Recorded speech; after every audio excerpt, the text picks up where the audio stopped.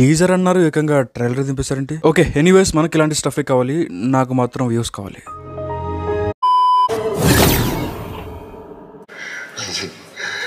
తాత వైర్ కొరికేసాడేమో చూడరా బయట. సీరియస్లీ ఎన్ని రోజులైంది డార్లింగ్ కామెడీ చూసే. అంటే 1 year అవుతుంది, బట్ కల్కిలో టైమింగ్ వేరు, ఇది వేరు. ఇది బిఫోర్ మిర్చి, బాహుబలి ఆ టైప్ పర్ఫార్మెన్స్. మారుతి గారు చెప్పినట్టు బుజ్జిగాడు టైప్ హ్యూమర్ ఇది, సేమ్ అదే మోడ్యులేషన్. టీజర్ అంతా ఓకే, కానీ ఈ తాత ఎక్కడ? 2 minutes 28 seconds టీజర్ మొత్తంలో ఈ తాతని ఎక్కడా చూపించలేదు. సడన్ గా సినిమాలో సపరేట్ చేయడం కోసం దాచిపెట్టారు అనుకుంటే అది లేదు. సపరేట్ గా తాత మీద ఒక వీడియోని రిలీజ్ చేశారు. అది సీజీతో చేసినప్పటికీ తాత లుక్ అయితే రివీల్ అయింది. సో ఈ సస్పెన్స్ ఎందుకు అని అనుకుంటున్నప్పుడు ఈ షార్ట్ చూసాను. యా, ఉన్నాడు తాత, ఈ టీజర్ లో ఉన్నాడు. అక్కడెలా పెట్టారా?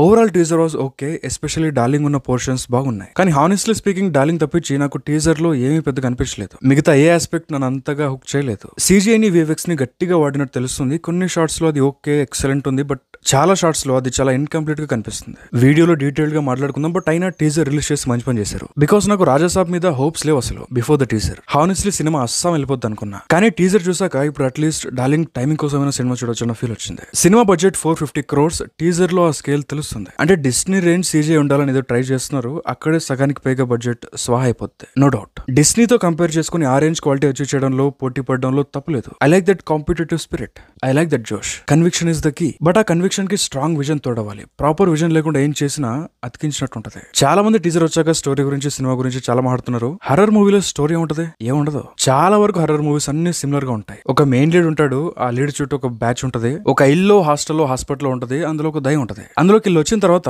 దయ్యం సినిమా స్టార్ట్ చేస్తుంది. దయ్యాన్ని చూసి వాళ్ళు భయపడటం, అది చూసి మనం నవ్వుకోవటం, అంతే, అంతకుమించి ఏమి ఉండదు. ఎంత స్టోరీ బిల్డ్ చేసినా ఎట్ ది ఎండ్ జనాల్ని భయపెట్టాలి. అదే హారర్ మూవీస్ యొక్క మెయిన్ మోటివ్. ఆడియన్స్ కూడా దానికోసమే థియేటర్స్ కి వస్తారు. స్త్రీ 2 లో ఏముంటది అసలు, పెద్దగా స్టోరీ ఉండదు. చిన్న పిల్లలు భయపడే డీసెంట్ హారర్ ఉంటది అంతే.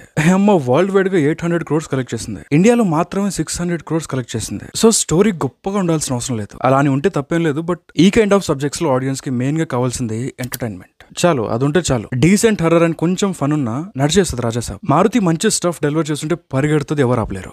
సో ఈ వీడియోలో రాజాసాబ్ టీజర్ లో ఉన్న కొన్ని డీటెయిల్స్ గురించి లైట్ గా డిస్కస్ చేసుకుందాం. Okay, so hi dude, welcome to cinema would.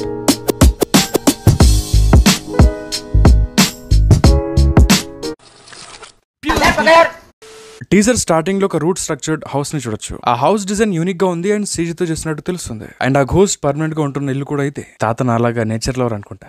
తర్వాత ఒక గేట్, ఆ గేట్ కి ఒక లాక్ ని చూడొచ్చు. ఆ లాక్ మీద ఒక ఐ సింబల్ ఉంటది. ఇదే సేమ్ సింబల్ ని ఆ ప్యాలెస్ లో కూడా చూడొచ్చు. తాత బతుకున్నప్పుడు రెటినా స్కానింగ్ సిస్టమ్ పెట్టినట్టున్నాడు. దెన్ దయ్యం దేహాన్ని, ప్యాలెస్ ని చూడొచ్చు. చాలా నీట్ గా, విశాలంగా ఉంటది. ఈ హౌస్ అండ్ ఇది రెండు సేమ్, బికాస్ ఇక్కడ రూట్స్ ని చూడొచ్చు. ఈ షాట్ లో ఒక జ్యువెలరీ బాక్స్ ని ఓపెన్ చేయడం చూడొచ్చు. అది ఓపెన్ చేస్తుంది డార్లింగ్ క్యారెక్టర్. ఇక్కడ చేతికి ఒక దారం కట్టుంటది, అదే సేమ్ దారాన్ని వేరే షాట్స్ లో రాజా చేతికి చూడొచ్చు. దెన్ ఈ షాట్ లో ఒక CG క్యాట్ ని చూడొచ్చు. ఈ క్యాట్ చాలా ఆర్టిఫిషియల్ గా కనిపిస్తుంది. ఆ ఐస్ అండ్ ఆ బాడీ స్ట్రక్చర్, ఆ క్యాట్ వాకింగ్ అస్సలు రియలిస్టిక్ గా లేవు. తర్వాత we can see darling eye shot. Darling అంటే eye shot, hand shot, finger shot mandatory అయిపోయింది. బట్ ఈ షాట్ ని ఇక్కడ ఎందుకో కొంచెం బ్లర్ చేశారు. అయినా డీటెయిల్ గా క్యాప్చర్ చేయడం కోసం అయ్యుండొచ్చు, కానీ బ్లర్ చేయకపోయినా బాగుండేది ఈ షాట్, బికాస్ అక్కడ ఉంది డైనోసార్ కాబట్టి. ఇక్కడ ఒక అవ్వ ఫోటో ఫ్రేమ్ ని చూడొచ్చు. అవ్వ తాత వైఫ్ ఆర్ మామ్ అయి ఉండొచ్చు, but this is age generated image. ఇక్కడ ఈ టెలిఫోన్ అండ్ తాత స్టిక్, తాత కల్చర్ సిగర్ అండ్ ఇక్కడ ఉన్న థింగ్స్ ని బట్టి చూస్తే తాత చాలా ఓల్డ్ జమానా మనిషి అని తెలుస్తుంది. బట్ ఆ బ్లాక్ అండ్ వైట్ జమానాలో అవ్వది కలర్ ఫోటో ఎలా వచ్చిందో మరి, అది కూడా అంత అప్స్కేల్డ్ ఎలా? ఐ థింక్ పెయింటింగ్ అయింటుంది నాకు తెలిసి. నెక్స్ట్ షాట్స్ లో కూడా మల్టిపుల్ పెయింటింగ్స్ ని చూడొచ్చు, బట్ స్టిల్ అన్ని లుకింగ్ లైక్ ఏజ్ జనరేటెడ్. మంచి కళాకారుడు అనుకుంటా తాత. పియానో వాయిస్తున్నాడు, పెయింటింగ్ అలవాటు కూడా ఉండే ఉంటది. హలో హలో, బండి కొంచెం మెల్లగా. 4 legends in 1 frame అంటే ఇదే. మెగాస్టార్, అమితాబ్ బచ్చన్, రజనీ అండ్ ఇక్కడ డార్లింగ్. గ్రీన్ స్క్రీన్ కి జైబోలో. అండ్ దెన్ ఈ షాట్, ఈ బేబీ ఎలిఫెంట్స్ ని CGI చేశారు. Texturing, skin, shadows and blending అంతా బాగా చేశారు, నైస్. కానీ ఈ షాట్ లో వాడిన కలర్ టింట్ వల్ల కొంచెం ఆర్టిఫిషియల్ ఫీల్ వస్తుంది. తర్వాత ఈ షాట్, సంజు దాదా క్యారెక్టర్ బ్లాక్ మ్యాజిక్ చేస్తా ఉంటది. బ్లాక్ మ్యాజిక్ మేబీ ధనం కోసం చేస్తూ ఉండొచ్చు, బికాస్ టీజర్ లో తన క్యారెక్టర్ ని ఎస్టాబ్లిష్ చేసిన దాని ప్రకారం సచ్చాక్ కూడా తను సంపాదించిన ఆస్తిని తనే అనుభవించాలనే దురాశ ఉన్న వ్యక్తి. సో తను ధనం కోసమే పరితపిస్తూ ఈ బ్లాక్ మ్యాజిక్ గట్రా చేస్తూ ఉండొచ్చు. నెక్స్ట్ షాట్స్ లో ఒక డోర్ ముందు ఈ బ్లాక్ మ్యాజిక్ చేయడం చూడొచ్చు. జగన్నాథ ప్రభు, క్యా హో రహా హై? It's a popular meme reference, I don't like it. And then entire teaser లో నాకు నచ్చిన సెకండ్ ది బెస్ట్ షాట్ ఇది. ఈ మల్టిపుల్ షాట్స్ లో అందరూ షాక్ అయి పైకి చూస్తూ ఉంటారు. వీళ్ళందరూ అంతగా షాక్ అయి చూస్తుంది ఎవరినో కాదు, తాతనే. అక్కడ ఉంది ప్రభాసే, we can see that clearly. తాత స్వాగ్ చూడు తమ్ముడు. ఉన్న చోటు నుండి విలన్స్ ని గాల్లో లేపి లేపి కొడతా ఉంటాడు. సేమ్ ఇదే మాదిరి మోషన్ పోస్టర్ డిజైన్ కూడా ఇలానే అప్సైడ్ డౌన్ ఉంటుంది. ఈ అప్సైడ్ డౌన్ కాన్సెప్ట్ ఏంటో క్లియర్ గా అర్థం కాల, బట్ బ్లాక్ మ్యాజిక్ గట్రా చెప్తున్నాడు కాబట్టి ఇది తాత సూపర్ పవరా, లేకపోతే ప్యాలెసే మిస్టీరియస్ ప్లేస్, ఆరు ప్యారలల్ డైమెన్షన్ కాన్సెప్ట్ లాంటిది ఏమైనా ఓకే ఉండదులే. బట్ మైండ్ లో ఉన్న ఇంకో డౌట్ ఏంటంటే, సినిమా స్టార్ట్ అయిన దగ్గర నుండి ఒక రూమర్ గట్టిగా నడుస్తుంది, ప్రభాస్ ప్లేయింగ్ డ్యూయల్ రోల్, ఒకటి ఓల్డర్ వర్షన్ ఇంకోటి యంగర్ వర్షన్ అని. సో ఇది ఈ షాట్ లో కనిపిస్తున్న Prabhas older version younger version, ఆరు యంగర్ క్యారెక్టర్ లోకి దాదాపు దూరేశాడా ఏమో, I don't know, but dual role ఉంటే బాగుంటది. Let's see. And Tamannaah BGM also okay. General గా హర్రర్ మూవీస్ అంటేనే తమన్నా రెచ్చిపోయి కొడతా ఉంటాడు. ఆ కాంచనా ట్రాక్ ఇంటే ఇప్పటికి కూడా సుసు పడుతుంది. ఆ సినిమా చూసాక సుసు పోవాలని భయమేస్తుంది ఆ రోజుల్లో. ఆ రేంజ్ ట్రోమా ఇచ్చాడు తమన్నా. హోప్ రాజాసాబ్ లో కూడా సేమ్ అదే రేంజ్ స్కోర్ ఉంటుంది అనుకుంటున్నాను. And I also hope Bollywood లో బుల్బులయ్య మాదిరి రాడ్ దింపకుండా December 5th ఒక మంచి ప్రోడక్ట్ డెలివర్ చేస్తే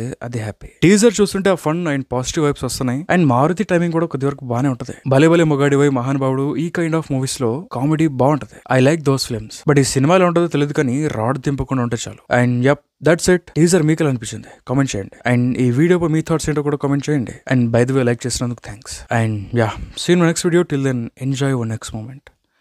thank you. Thanks for watching this video and bye. Horror మాట వచ్చింది కాబట్టి చెప్తున్నా, జోజోబీ హర్రర్ కాకుండా కొంచెం డిఫరెంట్ హర్రర్ ఫీల్ ఇచ్చిన తెలుగు సినిమా మసూదా. చాలా కాన్ఫిడెంట్ గా నైట్ సెకండ్ షోకి మనం చూడని హర్రర్ అని చంద్రముఖిలో రజనీలో చాలా కాన్ఫిడెంట్ గా ఒక్కనే సినిమాకి వెళ్ళాను. సినిమా చూస్తున్నా అలా వెళ్తుంది. మసూదా ఎంట్రీ ఇచ్చాక స్టార్ట్ అయింది ఆ భజన. ఏదో తేడాగా ఉంది ఏంటి అని లోపల నుంచి వాయిస్ వచ్చింది. థియేటర్ దగ్గర నుండి నా ఇల్లు ఒక నియర్లీ 25 or 30 kilometers ఉంటుంది. సినిమా అయిపోయాక లిటరల్లీ ఇక్కడ ఎక్సలేటర్ ఇస్తే ఇంటికి వచ్చేదాకా ఎక్సలేటర్ వదలలేదు. దారిలో అక్కడక్కడ మసూదాకి లిఫ్ట్ కూడా ఇచ్చాను అనుకోండి, అది వేరే విషయం. రజనీలా కాన్ఫిడెంట్ గా వెళ్ళి వడివెళ్ళ భయపడుకుంటూ వచ్చాను అనమాట.